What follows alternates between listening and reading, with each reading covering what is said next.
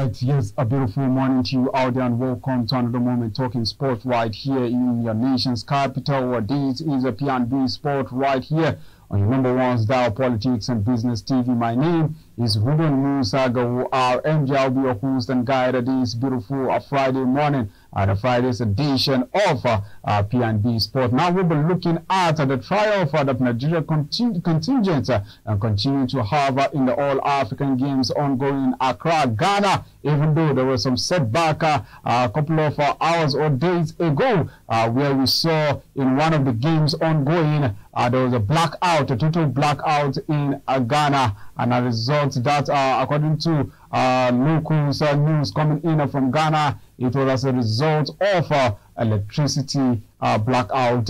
We just hope that they are getting used to what we are getting used to here in this side of the country when it comes to electricity blackout.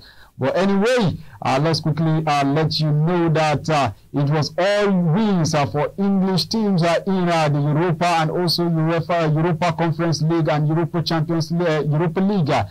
In yesterday's Thursday night football, we'll be giving you fixtures, result of matches, and how the games will be looking like this weekend. Two injury-prone teams, two red teams who are featured in this derby for a number of times. This is the first time in 7 years, 7 seasons they have not met in the quarterfinals of this fixture of this magnitude. Talking about the Red Devils versus the original Reds, the Red Devils from Manchester and the original Reds from Anfield or from Merseyside. Talking about Liverpool, we were slugging it out with Manchester United in the Super Sunday FA Cup quarterfinal clash. Let's not forget that these two teams are being prone with injury at the moment. Should we see a last dance for Jurgen Klopp against Manchester United, or probably is it going to be a run riot against these two sides? Are we going to be seeing a penalty shootout at the end of the games? These and more right here on your program Pnb Sports. My name is Ruben Musago. Let's quickly take a quick break, and when we come back, we'll push on with the program in full gear. Don't go nowhere.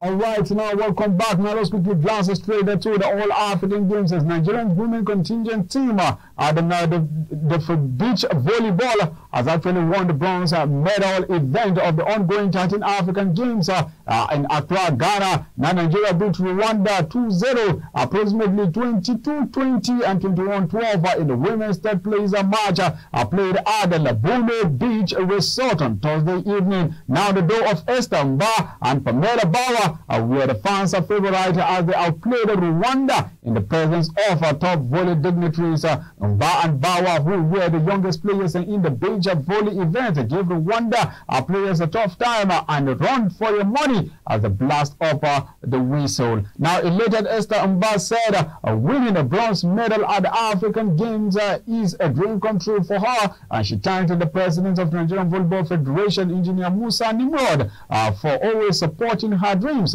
and aspiration. All right, we leave that gear. We'll go straight into the male handball team this time around, as the Nigerian handball team has begun their 13th African Game campaign in Ghana with a comfortable 38-19 victory against Togo. Now, reports coming in from Accra, Ghana, is that the coach Rafiu Salami's men continued where they left off from the African Men's Handball Nations Cup, which held in Egypt, by dominating the match and true and could have won with a higher margin. Meanwhile, they will now play Mali in their second match on Friday, which is today by 7 p.m. later tonight local time. A victory for them would see them advance to the semis of the competition. Meanwhile, Mali were thoroughly defeated by African champions Egypt 49-16 in their own loss. Well, Let's leave that shows to go straight to football this time around, as president of the Nigerian Football Federation, Alhaji Ibrahim Musa Gusau,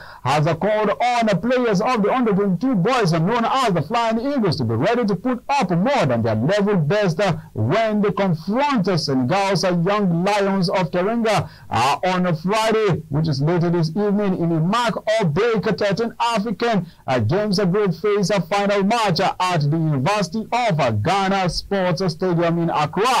Now, the NFF boss Minister no word in saying that he has not been impressed with the outing of the 7-time African champions at the Continental Meet for so far, in which they have lost 2-1 against Uganda and edged South Sudan thanks to a late penalty converted by Isiaku Muhammad Sadiq. Initially, the Group B house in Nigeria had five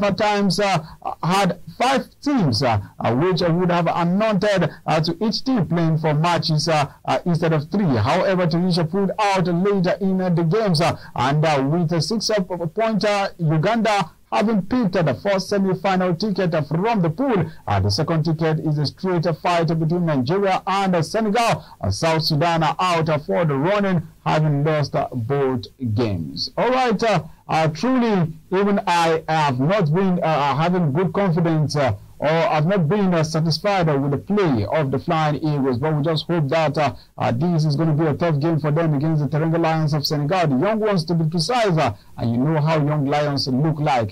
They look like perishable goods. You just touch them and they splash. All right, let's leave that show. Let's go straight to the Falcon. And this time around, the female counterparts on Monday night booked their place in the semi-final of the 2023 African Games Women's Football category title after thrashing Senegal 4-0 in their second group game. Now reports coming in that Lovette Ede, Muntorayo Ezekiel, Chioma Olise, and the own goal from Senegalese defender were all Nigeria needed to complete their route and move to the semi-finals. Now, Christopher Denjuma's side had started their campaign on a winning note as they defeated Morocco 2-0 just 7 days ago. Now, the defending champions continue in similar fashion while crushing 4-0 the Teranga Lions of Senegal to record 6 points, 6 goals from 2 games and qualify as a Group 5 as Group winners. All right, now let's come to Nigerian shows in League Ghana. Yes, Ghana is our neighbor. This time around, we go straight to the Nigerian Professional Football League as they have fined ENYIMBA FC and DOMA United for misconduct during an NPFL encounter in Aba. Yes, news coming in from Aba is that according to the league body, the reigning NPFL champions will pay a total fine of 1 million naira for not providing adequate security for their last home match against DOMA United, and ENYIMBA will pay another 1 million naira for encroachment on the pitch by the fans and other unauthorized persons. Meanwhile, the statement says, and I quote, the above-based NPFL side will also pay 5 million naira fine for the disruption of live broadcast for the match at the ENYIMBA Stadium will be closed for fans in their next 3 home league matches. They have 48 hours to appeal this decision. And as for DOMA United, they have been charged for breaching NPFL framework and rules in the course of their March 24 fixtures at the ENYIMBA Township Stadium in Aba on March 10th. 2024. So meanwhile, they have a deduction from their points as they've deducted themselves in a manner capable of bringing the game to disrupt. DOMA United also failed to ensure the proper conduct of their players and officials in the course of the match versus ENYIMBA. Another 1 million naira fine has been imposed on DOMA United for general misconduct and failure to ensure proper conduct of the players and officials. Meanwhile, DOMA United has also been fined for misconduct capable of bringing the game into disruptor, as they also have 48 hours within the date of notice of this sanction to make an appeal. All right, we just hope that all these and more will be. And one thing for sure is that these sanctions come in, these fines come in, but how sure do they follow up to make sure that these fines are being paid off? Now, this is what the regulation body and also LMC, that's the league management company, need to look into. 5 million is not an easy money for a Nigerian Professional Football League club such as ENYIMBA, and they are the reigning champions. Definitely, according to the books, they should have the money on ground to actually pay this fine. But where could they cut off 7 million naira at this trying moment? We all know how clubs tend to suffer to get to financial stakes into daily games in the league proper. But well, let's see how it pans out between the Nigerian Football Federation and the Nigerian Professional Football League with LMC and also ENYIMBA of Aba and DOMA United. We'll quickly take a quick break, and when we come back, we'll continue from where we stopped. Don't forget, this is Pnb Sport right here on your number one dial, Politics and Business TV, and we're streaming live and direct on YouTube. We'll be right back and don't go nowhere.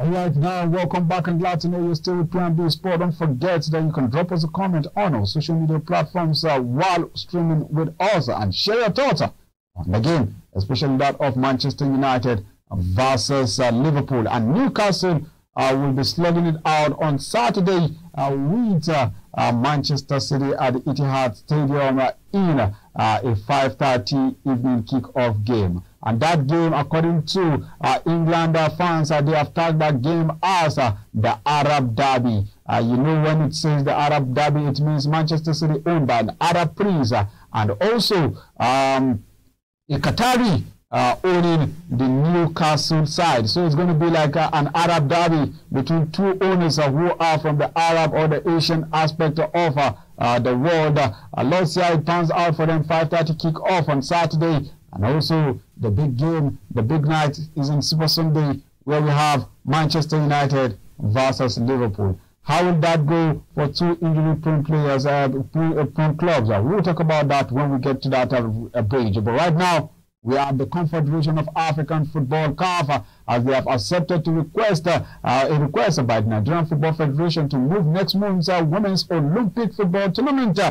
Final qualifying fixtures, first leg encounter between Nigeria versus South Africa by an hour. Now it is being concerned by the hot climate condition in the country at the moment, and they say that the right to CAF to move the kick-off from 4 p.m. to at least 5 p.m. when the sun will be shaded down with clouds in the interest of the players, and they have acceded to the request of the Nigerian Football Federation for the match to commence at 5 p.m. at the MQ Abiola National Stadium in Nigeria. Now, Ruth David, the NFF Directors of Competition, told NFF.com, and we picked it up online. Now, the game which is the opening leg of the fixtures, that will determine which of the two teams will be one Africans, two flag bearers at this year's Women Olympic Football Tournament in France, was initially scheduled to start at 4 p.m. on Friday. And Friday,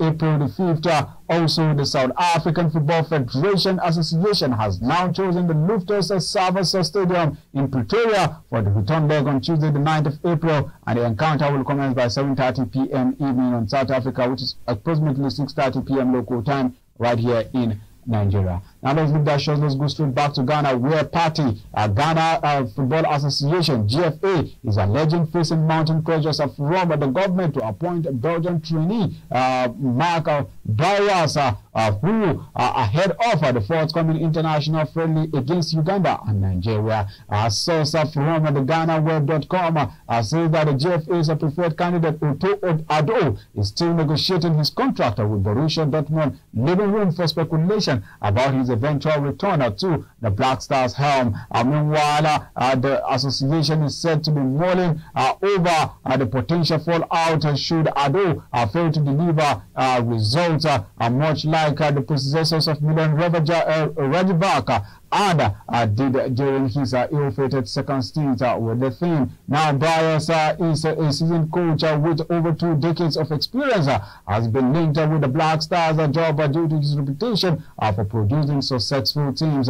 Although although he has only won just one major trophy, which is at the Belgian Cup in 2005 with Benchot SC. Byers has coached several clubs across Europe and Asia, which include FC Eindhoven in Holland, Holland in Holland, Germany Best Church, and Mascron Saints at Trondon in Belgium, and Al-Red in Saudi Arabia, and also presently at Najran in Saudi Arabia. All right, I will leave that short. We'll go straight to the FIFA Confederation this time around, as a FIFA Football Federation, International Football Association, FIFA Council has confirmed that the FIFA Under 17 Women's World Cup will be expanded to 48 teams. BSN Sport confirmed that the football event will now be held annually rather than biennially, as part of the governing body's steadfast commitment to youth football. Now it is also confirmed that the next 5 edition of the competition starting in 2025 will take place in Qatar. This means Qatar will host the next 5 editions from 2025 to 2029. Now I recall that this is the most Nigeria is the most successful team in the tournament history with 5 titles. Meanwhile, the FIFA Under 17 Women's World Cup, which has also been expanded to 24 teams from 18, will be played annually as of 2025 and will be hosted by Morocco until the same time, 2029. Now, these decisions have followed global call for expression of interest in hosting both competitions with the focus of leveraging the use of existing footballing infrastructure in the interest of tournament efficiency and sustainability. Well, you won't be surprised seeing Morocco and Qatar wanting to run a 5 straight competition without a break, because they have actually set the pace in Africa and they have set the pace in Asia. Why are we saying that? Is because if you look at the contingents in Morocco, that is in Africa the best place you can get sporting facilities, the best place you can get sporting medical facilities, and a beautiful pitch environment, conducive environment, and definitely the mad fans, or should we say the crazy fans. So also in Qatar, the money is there. They pump the money when it comes to supporting club footballs, national team football. In fact, football in general, Qatar is changing mindset. We saw what happened in the Qatar World Cup, where all the stadiums were fixed stadium, and immediately after that, it was auctioned out. Those spaces, those lands are just bare, perishable lands. So you can still come back and make a shift of the stadium by fixing them again. Nigeria, how far? When are we ready to progress to these developed countries, just like Morocco? And let's not forget, we are even ahead of Morocco when it comes to so many things, environmental hazard issues. We are even less hazardous than Morocco, but still yet, when it comes to money, I guess we are one of the richest countries in Africa, inclusive with Morocco, but still yet, we don't have the commitment and the zeal to pump money into sporting activities. Probably that is where Morocco is ahead of us, and we continue to suffer that blow until we get it right in this country, and not just the sporting administrators, even the political terrain. All right, let's go straight to Europe. Enough of African football. Now let's dive into Europe and see what happened to English teams. Surprisingly, only one will maybe move into the next round of all the teams that won in the English teams that won last night football, and that team is Brighton. As Brighton Europe League adventure ended at the last 16 stage, despite their victory over Roma at the Amex Stadium, 1-0. Roberto De Zerbi's side fought hard throughout, and their chances but a 4-0 defeat at the Stadio Olimpico in the first leg meant the Starks was beyond them. In the first encounter, Danny Welbeck's superb call and strike at 80 minutes before the break lifted Brighton's hopes. By the end of the day, it wasn't enough, and although they exerted pressure throughout, the hosts were unable to get near to pulling off what would have been a stunning comeback. All right, meanwhile on Thursday night football, let's quickly give you results of match. Let's give you the match down of results. As Rangers lost to Benfica 1-0, and Benfica went to the next round with a 3-2 aggregate in the shows. West Ham triumph against Freiburg 5-0 to make it 5-1 against Freiburg on aggregate. Now Bayer Leverkusen came back from a shocking A shocking encounter. What a shocking moment for Bayer Leverkusen, continuing their unbeaten run, making it 38 at this time around. Unbeaten run, beating Bayer Leverkusen 3-2. Beating Karabag 3-2, making it 5-4 on aggregate to move to the next round. Like I told you, Brighton lost 4-1 on aggregate after beating Roma 1-0 at home. And now Liverpool trash Sparta 6-1 to make it a record breaking in the Europa League 11-2 on aggregate.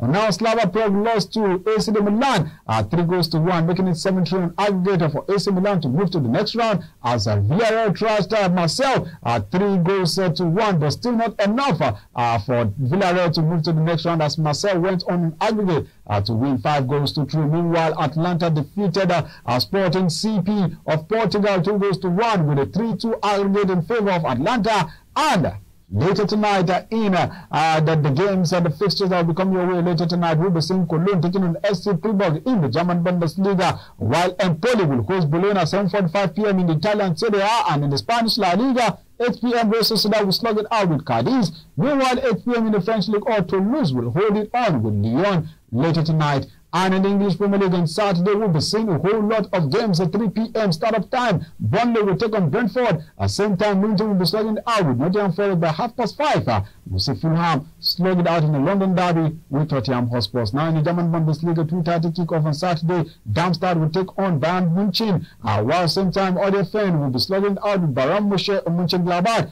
And the men's will slug it out with Bochum same time. Union Berlin will be slugging it out with Werder Bremen 2:30 kick-off, along with Wolfsburg versus Augsburg in a Bog derby, and then 5:30 will be seen Offenham taking on Stuttgart. Now in the Italian Serie A, 2 p.m. Monza will host Cagliari, Udinese will take on Torino, and 5 p.m. Salernitana will host Lecce, while 7:45 p.m. for Frosinone will slug it out against Lazio. Now in the Spanish La Liga, early kick off 1 o'clock on Saturday, Real Mallorca will slug it out against the Granada. At 5:15 p.m. we'll see Osasuna will slug it out versus Real Madrid, while 5:30 late kick off Getafe will take on Girona, and the night's fixtures is going to be against Atletico Bilbao versus Alaves 8 p.m. In the French League on Saturday, 4 p.m. we'll be seeing Nantes take on Strasbourg at 8 p.m. Lens hosting Nice. And on Sunday night football, like I told you, exciting moment. We start up with the English Premier League, where 2 p.m. West Ham will take on Aston Villa in the local derby, and German Bundesliga 2:30 kick-off. Freiburg will take on Bayern Leverkusen. Borussia Dortmund will host Eintracht Frankfurt 4:30 kick-off on the German Bundesliga slug. 9 Italian Serie A early kick-off on morning 11:30 a.m. Juventus will take on Genoa 2 p.m. Verona will host AC Milan. At 5 p.m. Atlanta will slug it out with Fiorentina. At 5 p.m. Roma will slug it out with Sassuolo. And 7:45 p.m. is going to be a local derby between Inter de Milan versus Napoli. Now in the Spanish La Liga on Sunday, 1 o'clock, Sevilla will host Celta de Vigo. 5:15 Las Palmas will take on Almeria. Same time, Villarreal will be slugging it out with Valencia in the V derby. As a 5:30 kickoff, Real Vallecano will slug it out with Real Betis, while 8 p.m. a local derby between Atletico Madrid versus Barcelona. Alright, in the French League, all 12 noon kick-off. Brest will take on Lille. 2 p.m. Clermont Foot will slug it out with Le Havre. At 2 p.m. Monaco will slug it out with Lorente. Same time, Rennes will be doing it out with Meza. And 4:05, Rennes will slug it out with Marseille. 7:45 p.m. Montpellier will take on Paris Saint-Germain in an evening derby. Now on Sunday, FA Cup, 12:45 early kick-off. Chelsea will take it out against Leicester City, while 3:30 Manchester United versus Liverpool. And don't forget, on Saturday, also 5:30 Manchester City will be taking on Newcastle United in the FA Cup.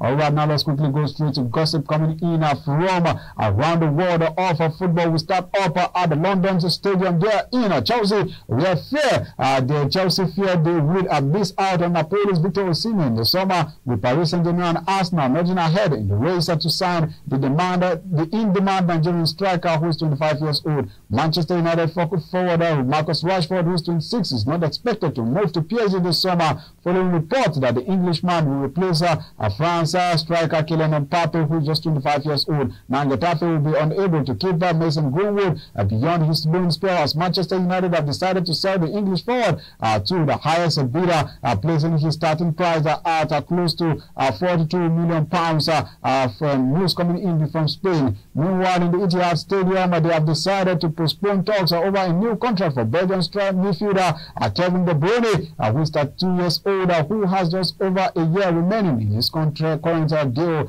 And meanwhile, Aston Villa are confident that they will be able to keep Brazil midfielder Douglas Luiz, despite interest from 25-year-old from Arsenal. English manager Gareth Southgate has revealed that he has told the Football Association to hold talks about his future until after Euro 2024. Former Manchester City and current Saudi Arabian coach Roberto Mancini has emerged as an option for Newcastle should they decide to replace Eddie Howe this summer. Meanwhile, Newcastle want to speed up Dan Ashworth's exit in Manchester United, as AS Monaco sporting director Paul Michel heads a short list of candidates to replace him. Meanwhile, news coming in from the Chelsea London side are interested in a summer move for ladies 18-year-old French centre-back Lenny Yoro as they weigh up defensive options to replace Brazil defender Thiago Silva, who is 39 years old and will probably go into coach and play. Now Manchester United, Chelsea and Arsenal are interested in signing Barcelona and Spanish teenager Pau Cubarsí, who is just 17 years old. And Newcastle and Arsenal have been boosted in their portion for Sporting Lisboa,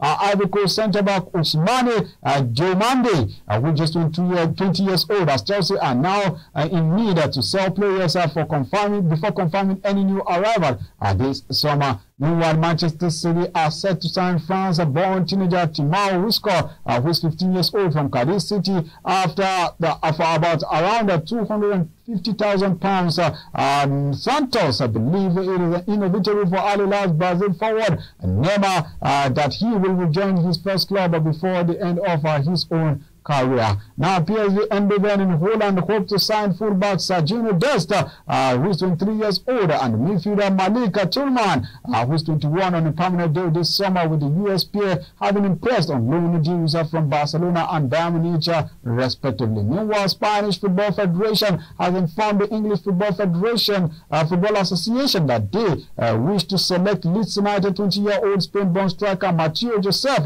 and England under-20 international for their under-21 teams' upcoming games. Former Everton and Iceland midfielder Gael Sigurdsson has joined the Icelandic club of Valur after spending just over 6 months with Danish side Lyngby. All right, the FA is set to press ahead with plans to scrap FA Cup replays from the third round next season, and that would be a very lovely one if we see that. Well, for us football-loving fans, we don't like to see a replay after making a first to win, and then they come and ask you that you have to make a replay in that game. Well, it should just be just one straight knockout game in the FA Cup. And let's see how that pans out. I'll be bringing you more of those stories as it unfolds. Don't forget to go out there and enjoy all of the weekend games. My name has been Ruben Musa, RMG. Let's meet again on Monday for another beautiful moment with sports right here in the nation's capital. And I'm saying do enjoy the weekend and do stay out of trouble. Bye for now.